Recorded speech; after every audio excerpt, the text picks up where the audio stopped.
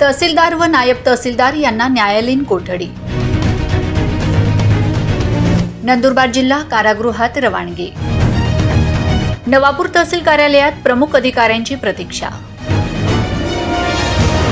नवापूर तहसील कार्यालयात खासगी पंटरला लाच घेण्यास प्रोत्साहन दिल्याची तपासात निष्पन्न झाल्याने तहसीलदार व नायब तहसीलदारांवर अटकेची कारवाई मंगळवारी रात्री करण्यात आली होती।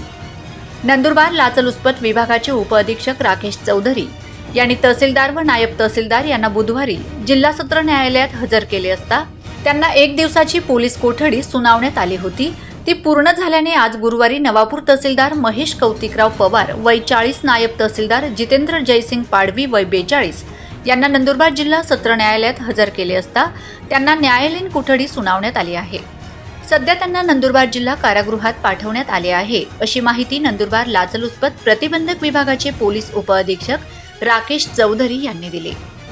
नवापूर तहसील कार्यालयात लोकसभा निवडणुकीची कामं सुरू आहेत। अशातच तहसील कार्यालयातील तहसीलदार व नायब तहसीलदार यांच्यावर झालेल्या कारवाईने प्रशासनावर नामुष्की उडवली आहे। सध्या नवापूर तहसील कार्यालयाचा कारभार नायब तहसीलदार चालवत आहेत। नंदुरबार जिल्हा प्रशासन नवापूर तहसील कार्यालयात पर्यायी प्रमुख अधिकाऱ्यांची नेमणूक कधी करते हे पाहणं महत्त्वाचं ठरणार आहे। Bureau report, Navapur express news, Navapur.